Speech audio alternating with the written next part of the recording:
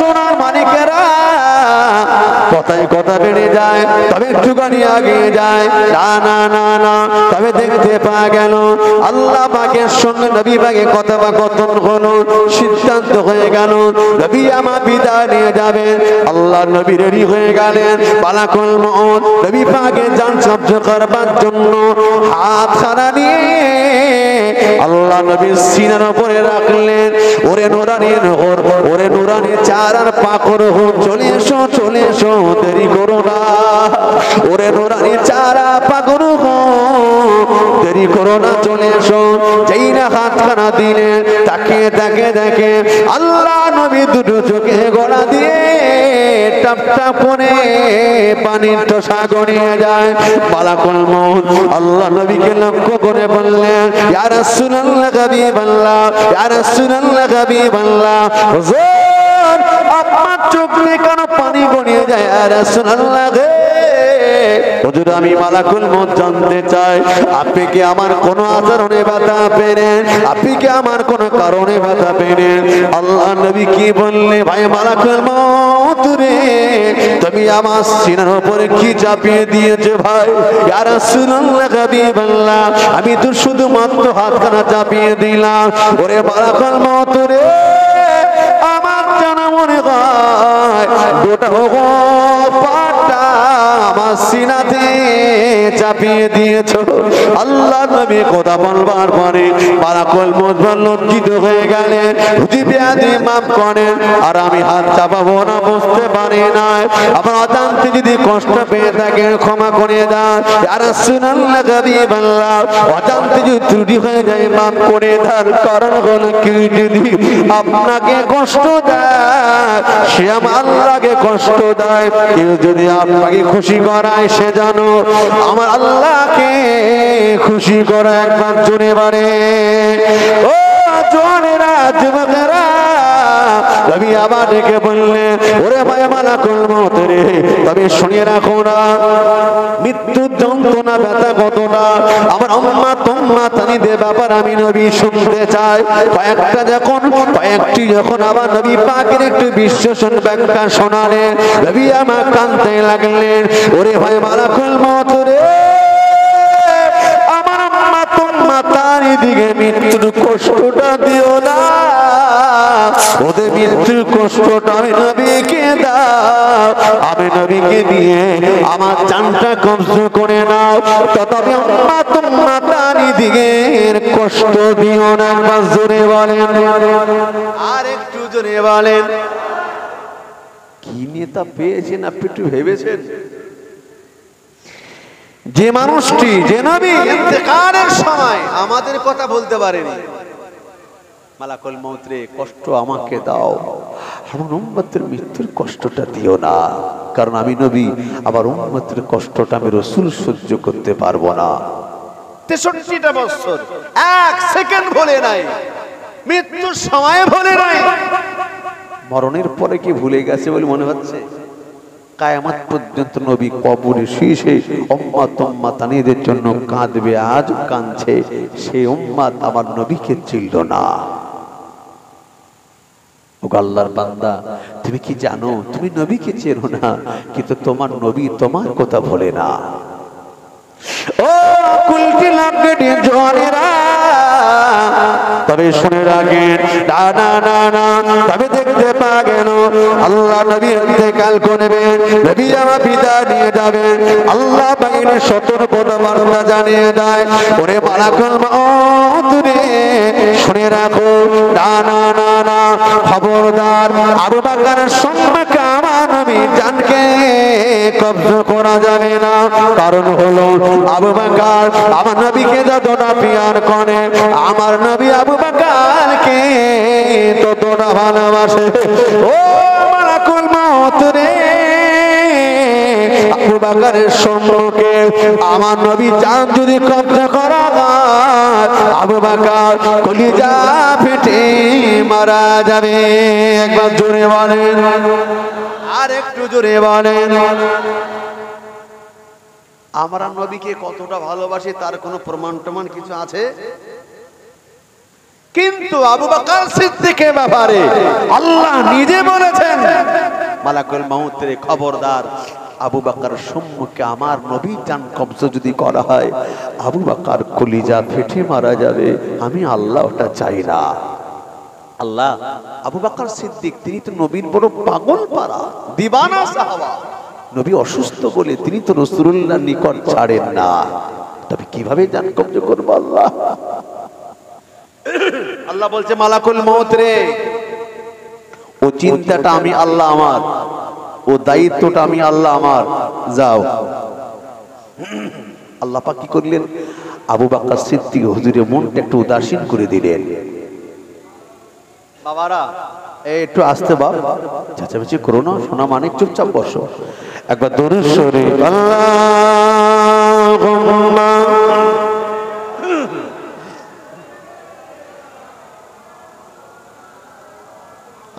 ওয়া আলা আলি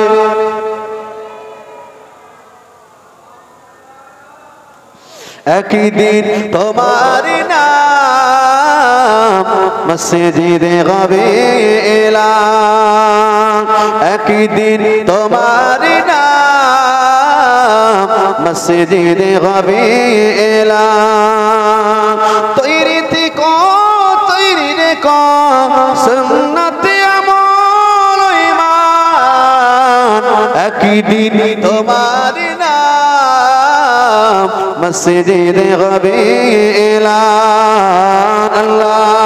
আল্লাহুম্মা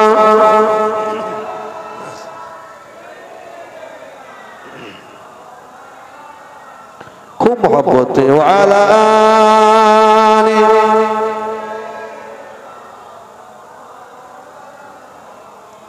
আল্লাহ বলছেন আবু বকর, আল্লাহ পাক আবু বকর হৃদয়ের বাইরে অন্তরে খবর কে জানেন? আল্লাহ জানেন না? আল্লাহ পাক আবু বকর হুজুরের মনটাকে উদাসীন করে দিলেন। আবু বকর বেশ অনেকদিন তো হলো বাড়িতে যাওয়া হয়নি, কে কেমন আছে একটু দেখো না, একটু যাও না, একটু খোঁজ খবর নাও না। আবু বকর সিদ্দিক কি করলেন? মা আয়েশা রে, আমি নবী, আমার নবী বড় অসুস্থ বলে আমি আবু বকর অনেকদিন হলো বাড়িতে যাইনি, আমি একটু বাড়িতে যাবো আর আসবো, বড্ড মন টানছে, একটু দেখে না কে কি করছে, কে কোন অবস্থায়, আমি যাবো আর আসবো, তবে খবরদার আমার নবীর পিছন তুমি ছেড়ো না, আমার নবী যদি কিছু প্রয়োজন পড়ে। আমার জান বলছে রাসূলুল্লাহ, আমার স্বামী তো বিশ্ব নবী, আবার জান আমি কখনো আমার নবীর নিকট ছেড়ে আমি যেতে পারবো না, আপনি যান এখনই আসবেন। আবু বকর সিদ্দিক বেরিয়ে পড়েছে, রাসূলুল্লাহ হুজুর আমি যাবো আর আসবো। আল্লাহ পাকে বলছে মালাকুল মউত রে, আবু বকর বেরিয়ে পড়েছে, এবার আবার নবী পাকে জানকে কবজ করে নাও। ও তোরেরা জোগরা, আমার নবী জানকে কবজ করা হলো, নবী পাকের রূহটাকে কবজ করা হলো, নবী পাকের জানকে কবজ করা হলো, নবী আমার বিদায় নিয়ে গেলেন, নবী পাকের সাহাবা সাহাবিয়ারা কাঁদতে শুরু করে দেয়। আল্লাহ নবী ইন্তেকাল করলেন। ও তোরেরা জোগরা, গোটা মক্কা মদিনার বুকে যেন কিয়ামত শুরু হয়ে গেল। নবী নবী নবী নবী নবী নবী কোনে কেঁদে জানে যান। আবু বকর সিদ্দিক বাড়ি থেকে রওনা হয়েছিলেন, ওমর ফারুক ওই অবস্থায় হাজির ছিলেন না, ওই সময় নবী দরবার থেকে অনুপস্থিত ছিলেন। হযরত আবু বকর সিদ্দিক বাড়িতে, যেই আবু বকর সিদ্দিক বাড়িতে পৌঁছালেন, আমার নবী পাকের জানটা কবজ হয়ে গেল। ইন্না লিল্লাহি ওয়া ইন্না ইলাইহি রাজিউন। ও ভাই আবু বকর,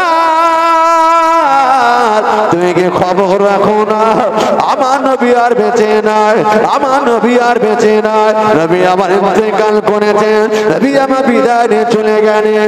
আবু বকর সিদ্দিক কথা শুনে আল্লাহর আসমান ভেঙে যেন মাথায় পড়েছে, ডুকরে ডুকরে কেঁদে ফেললেন। ও নবী সাহাবারা, কি কথা আমি আবু বকরকে শোনালেন, কি কথা আমি আবু বকরকে শোনালেন, আমি আবু বকর আমার নবী ছাড়া আমি কিছুই বুঝি না, আমি আবু বকর আমার নবী ছাড়া কিছু বুঝি না। আমার নবী যদি ইন্তেকাল করে আমি আবু বকর কি দিয়ে থাকবো? কাঁদতে শুরু করে দেয়। কাঁদতে কাঁদতে হযরত আবু বকর রাদিয়াল্লাহু তাআলা পাগলের মতো আমার নবী পাকের জিসম মোবারকের পাশে হাজির হয়ে গেলেন। চেয়ে দেখে আল্লাহ নবী চারা মোবারক সাদা কাপড় দিয়ে আমার নবীর জিসম মোবারকটা ঢাকা। কি গো, আপনজন প্রিয়জন মারা গেছে, এই কথা শুনে যতটা কষ্ট হয়, যত ক্রন্দন করেন, আর নিকটে গিয়ে যদি দেখেন নিথর দেহ সাদা একটা কাপড় পরানো, আর কি সহ্য করা যায়? বলুন না, মনে হয় কলিজা ছিঁড়ে যায়। আহা, কে বিদায় নিয়েছেন? মানবের মহামানব নেতার মহানেতা, গুরুর মহাগুরু আল্লাহ যে নবীকে না বানানে আসমান জমিন বৃক্ষলতা ফুল কায়নাতকে বানাতেন না, সেই নবী বিদায় নিয়েছেন।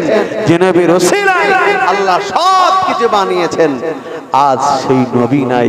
আবু বকর দেখে সহ্য করতে পারেননি, ডুকরে ডুকরে কাঁদতে কাঁদতে আমার নবী যে সব মোবারক কাছে আস্তে করে কাপড়টা সরিয়ে আমার নবী পাকের জবানে চুমা দিয়েছিলেন। একবার জুড়ি হলো, আমার নবী পাকের জবানে চুমা দিয়েছিলেন। চুমা দিয়ে কাঁদতে কাঁদতে কি বলেছিলেন? এ নবী পাকের সাহাবারা, মৃত্যু জীবনে দুবার নয়, একবারই হবে। মৃত্যু কবার?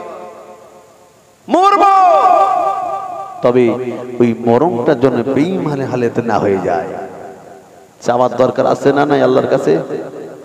আল্লাহ কোরআনে বলেছেন, ওয়ালাল আখিরাতু খায়রুল লাকা মিনাল উলা। শেষ ভালো যার, শেষ ভালো যার, সব ভালো তার। এজন্য আল্লাহর কাছে দোয়া করা দরকার, আল্লাহ আমার মৃত্যুটা যেন ঈমানে হালাত হয়ে যায়। আবু বকর সিদ্দিক কাঁদতেছেন, উসমান গনি কাঁদতেছেন, আলী কাররামুল্লাহু কাঁদতেছেন। নবী পরিবারের ভিতর শোকের ছায়া নেমে এসেছে। ও যুবকেরা, জওয়ানেরা, নবী নবী নবী নবী নবী নবী করে কেনে জানে যার। ওমরে ফারুক একটুখানি দূরে ছিলেন। ওমরে ফারুক তুই যখন মদিনার দিকে আস্তে আস্তে রওনা হলেন, সাহাবাদের কাঁদতে, সাহাবাদের জবান দিয়ে আওয়াজ বেরিয়ে যায়, ওরে ভাই আমার রে, ওরে ভাই আমার রে, তিনি কি জানো আল্লাহর নবী আর দুনিয়াতে নাই। ওমরে ফারুক তো সংবার পারে হুঙ্কার দিকে বলেছিলেন, যেদিকে মানে আমার নবী ইন্তেকাল করেছেন, যেদিকে মানে আমার নবী ইন্তেকাল করেছেন, এই তলোয়ার আজকে তার গলায় চমকাবে।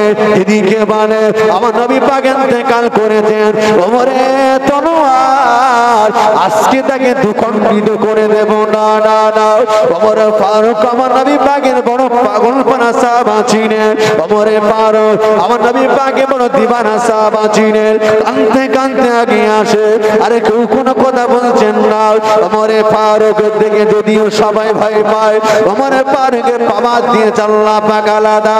ও যুবকেরা, জওয়ানেরা, জীবনে কত মানুষের আগে মানুষ দেখেছেন, কিতাব এসেছে ওমর ফারুক মাথায় পাগড়ি বাঁধা কালীন যদি কোনোদিন রেগে যেতেন, মাথার পাগড়ি ভেদ করে চুলগুলো দাঁড়িয়ে যেত। শুধু তাই নয়, যে রাস্তা একবার চলতেন শয়তান ওই রাস্তা দিয়ে কম বেশি 40টা দিন যেত। একবার জোরে বলেন, আরো জোরে বলেন। যে শয়তান আমার গা রোজ কাঠি দেয়, চল সিনেমাতে যাই, চল যাত্রাতে যাই, ওটে ভিড়ে থিয়েটারে যাই, সেই শয়তান ওমর ফারুককে দেখে 10 হাত দূর। তিনি কি সাধারণ কোন সাহাবা বলে মনে হচ্ছে? আল্লাহ সেই সাহাবা হুঙ্কার দিয়েছেন, যেদিকে বলে আমার নবী ইন্তেকাল করেছেন, আমার এই তলোয়ার আজকে তার গলায় চমকাবে। এই যেদিকে বলে আমার নবী ইন্তেকাল করেছেন, তলোয়ারটা খাম থেকে বার করেছেন টেনে, এ নবী সাহাবারা, নবী ইন্তেকাল করেছে যদি কেউ মানে, তলোয়ারটা আজকে তাকে দুখণ্ডিত করে দেব। ওমর ফারুকের রাগ কি আল্লাহু আকবার। ভীত সংস্ত কেউ নিকট যায় না। কেউ আর কিন্তু বলছেন না আমার এই নবী ইন্তেকাল করেছেন। ওমরের অহংকার হযরতে আবু বকর সিদ্দিকের কান পর্যন্ত পৌঁছে গেল। আবু বকর সিদ্দিক কোথায় ছিলেন তখন? নবী পাকের নিকটে। তিনি কাছাকাছি এসেছেন ওমরে ফারুক, আর ওই হুঙ্কারটা তার কানে পৌঁছে গেছেন। আবু বকর সিদ্দিক নিজের কান্নাটাকে সামলালেন, আর দ্রুত গতিতে হযরত ওমরের কাছে পৌঁছালেন। সান্ত্বনা দিতে, ভাই আবু ওমর রে, তুমি কি আল্লাহর কোরআন পড়ো না ভাই? তুমি কি আল্লাহর কোরআন পড়ো না ভাই? ও ভাই আমার, ভাই আমার রে, তুমি কি আল্লাহর কোরআন পড়ো না ভাই? আল্লাহ বা কোরআনে বললেন ইন্নাকা মাইয়াতুন ওয়া ইন্নাহুম মাইয়াতুন। আল্লাহ পাক আমার নবীকে সম্বোধন করে জানিয়েছেন, ওরে হাবিব রে, অতীতে নবী রাসূল যেমন ইন্তেকাল করে কবর এসেছে, হাবিব রে একটা দিন এমন আসবে আপনাকে ইন্তেকাল করে কবরে চলে আসতে হবে। এটা আচমকা কোনো ঘটনা নয়, এটা পরিকল্পিত ঘটনা। আল্লাহ পাক কোরআন শরীফে জানিয়ে দিয়েছেন। কোরআন শরীফ আয়াতে কারিমা শুনবার পরে হযরত ওমরের কান্না, ওমরের হুঙ্কার, ওমরের রাগ এক মুহূর্তে ঠান্ডা হয়ে গেল। একবার জোরে বলেন, আরো জোরে হবে না? কোরআন শরীফটা কার কিতাব? জোরে বলেন। কোরআন শরীফটা কার কিতাব? আরে আল্লাহর কালামুল্লাহ বলা হয়, মানে কি? আল্লাহর কালাম। ওতে কি কোনো সন্দেহ বলে কিছু আছে? যার প্রথমে চ্যালেঞ্জ হয়েছে যালিকাল কিতাবু লা রাইবা ফীহি, আল্লাহ চ্যালেঞ্জ করেছেন। শুধু তাই নয়, কালামুল্লাহ, আল্লাহর কালাম, আল্লাহর কথা। আল্লাহ যা বলেছেন ত্রুটি হতে পারে? আল্লাহ বলেছেন ইন্নাকা মাইয়াতুন ওয়া ইন্নাহুম মাইয়াতুন। হাবিব, অতীত নবী রাসূল ইন্তেকাল করে যেমন কবরের সাপ না কো একদিন আসতে হবে। এই আয়াত কে শোনাচ্ছেন? আবু বকর। কাকে শোনাচ্ছেন? ওমরে ফারুক। ভাই ওমর রে, আল্লাহ পাক কোরআনে বলে দিয়েছেন নবী ইন্তেকাল করবেন, এটা আচমকা ঘটনা নয়। একটু শান্ত হয়ে যান। কোরআন আয়াত শুনবার পরে ওমর ফারুক মনে করছেন এখনই যেন আসমান থেকে নাজিল হয়ে গেছে। একটু জোরে বলুন সুবহানাল্লাহ।